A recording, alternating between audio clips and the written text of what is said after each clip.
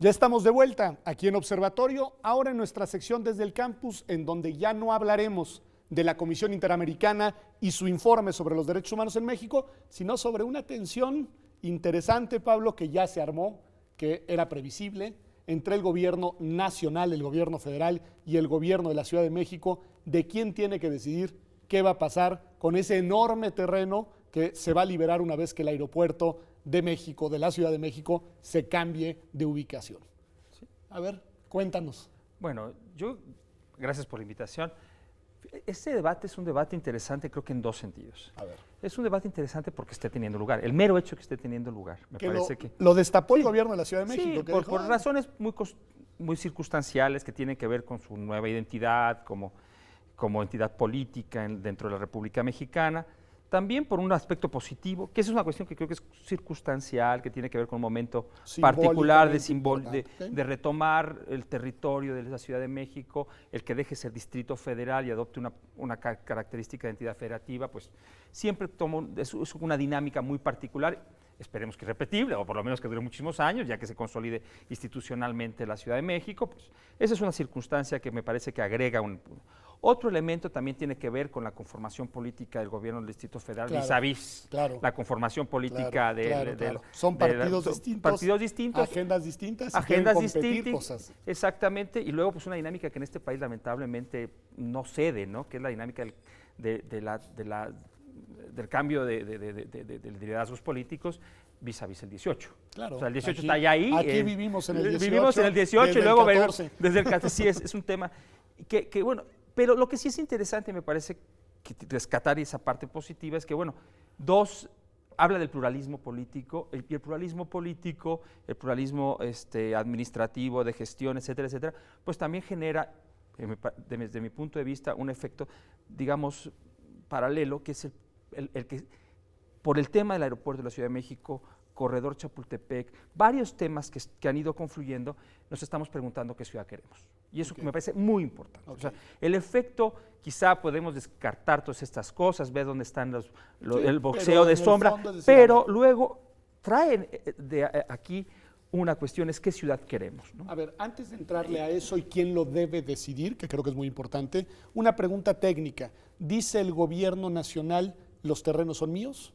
Dice el gobierno de la ciudad, sí es cierto, siempre y cuando tengan esos fines aeroportuarios. Claro. Y luego dice el gobierno de la ciudad, pero aunque sean tuyos, quien va a decidir qué se puede construir, porque quien otorga los usos de suelo, etcétera, somos nosotros.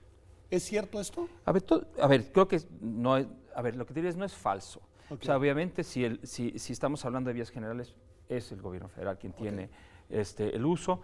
Obviamente, en el momento en que se incorporan, digamos, dadas cambios los de función, aviones aterrizan a veces en otro lado, en ese momento, bueno, pues entonces el problema está en sí, y eso creo que no está tan claro, eso no estoy muy seguro de que no pudiera llegar a ser una controversia constitucional, pero sí, en principio, la lógica es tu control sobre el territorio depende de la función del uso que se esté dando en el territorio. Deja de hacer ese uso, inmediatamente, automáticamente se incorpora, no está tan claro. Eso tampoco está tan claro. Y además tampoco está tan claro cuándo se va a desincorporar. Eso es otro problema de parte. Creo que hay aquí un problema que se está tratando, un tema que no va a ocurrir en 10, 15 o 20 años. No necesariamente me parece claro que los terrenos actuales vayan a dejar de tener un uso aeroportuario. ¿Durante un tiempo? Durante un tiempo o indefinido. No sería México la primera ciudad que tiene 2, 3, 4, 5 aeropuertos. Que supuestamente no es la idea, supuestamente por las características del nuevo, estos terrenos se liberan. Pero el problema es si podemos o no. Digo, esto fue un proceso que también hay que pensar, por ejemplo, históricamente. Buenos Aires sigue teniendo un aeropuerto en el centro de la ciudad. ¿Y cómo le haces, ¿Cómo le haces para...? Y tendrían más o menos analógicamente, muy lejos de la ciudad, un aeropuerto internacional, mucho más moderno, y un aeropuerto que se quedó ahí, que uno lo ve, pero que probablemente no puede, y que no se puede prescindir dentro de la lógica de vuelos nacionales, etcétera. Y a mí no me parecería raro que eso ocurriera, pero bueno, no me quiero meter en ese tema que tiene que ver con infraestructura de transporte. Supongamos que se muda el aeropuerto, para regresar a tu punto anterior, decías, bueno, aquí lo que está en juego es qué ciudad queremos. Y yo te decía, y también quién va a decidir qué ciudad queremos. Y hay un tema del debate que nada más te lo subrayo. Dice el gobierno de la Ciudad de México, no se puede decidir en la cúpula desde arriba lo que va a pasar con esos terrenos. tenemos que preguntarle a la sociedad qué quiere que pase con esos terrenos. ¿Qué tu opinión a esta estrategia real o no, pero de consulta que ya funcionó en el corredor Chapultepec? Sí, a ver, yo creo que eso me parece imparable. ¿Cuál es su naturaleza jurídica y si eventualmente esa consulta tiene las características, digamos, normativas, el estatus normativo para impedir una decisión por parte del gobierno federal? Creo que no. Yo diría, desde el punto de vista estrictamente constitucional, esa es una decisión que va a depender de la forma en la que se desincorporen estos bienes nacionales, en la forma de constituirse y compartir. Ahora, o sea, hay un procedimiento legal ahí que va a condicionar muchas cosas. Ahora, una cuestión que es inevitable es que esta consulta se va a dar. Se están construyendo. Y el condicionamiento político de la acción pública pues, es obvio, ¿no? Es obvio. Más en el contexto de cara al 18. De cara al 18. Ahora, esto no se va a resolver antes del 18. No se va a resolver antes. No. Ni siquiera los trazados, las líneas generales de qué va a pasar.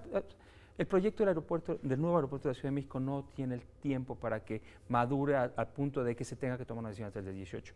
Por ese sentido, estamos discutiendo, digamos, algo que no va a ocurrir de manera muy anticipada, pero sí estamos discutiendo, y yo quiero enfatizar esa parte. El tema de la Ciudad de México, se esté utilizando como se esté utilizando, está teniendo una parte positiva, un efecto positivo. Está generando, que está generando una discusión, un debate. Está también generando algo que a mí me parece que puede ser muy positivo, quizá viniendo del tema de que estaban en tu anterior entrevista sobre derechos humanos, ¿no? Y esta cosa desilusionante de que las cosas no avanzan, de este proceso que mencionaba, de puntos rojos o de puntos graves que no acaban de verse su desenlace.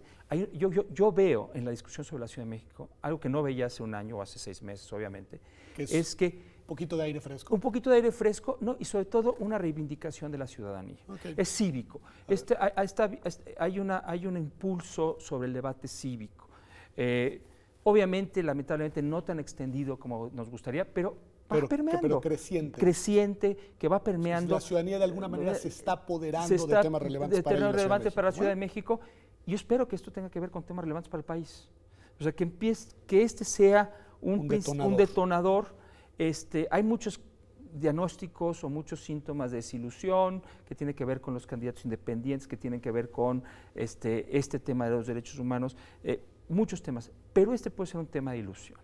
Y un tema de ilusión que ojalá, y a mí me gustaría verlo así, este debate que se generó por lógicas muy distintas, forme parte de esta espiral positiva de ir incorporando temas, de ir tomando una actitud cívica, una visión mucho más republicana, entendido entre el republicanismo como un compromiso, una vinculación de la ciudadanía con su comunidad, ¿no?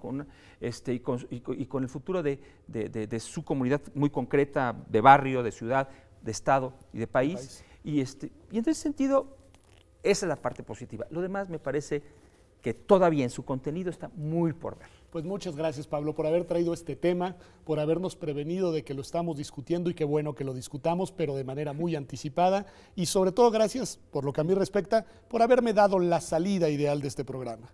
Después de haber hablado de derechos humanos y de hablar de este caso concreto, Pablo Larrañaga nos dice algo que yo comparto totalmente. Solo saldremos del entuerto en el que estamos si la ciudadanía se apodera de los temas que le competen, si la ciudadanía se entera y si la ciudadanía se moviliza en ese sentido republicano, que no quiere decir otra cosa que la reivindicación de los derechos, pero también la observación de los deberes. Esto ha sido Observatorio, gracias por habernos acompañado. Nos vemos el próximo martes, como todas las semanas, aquí en TV UNAM a las 9 de la noche.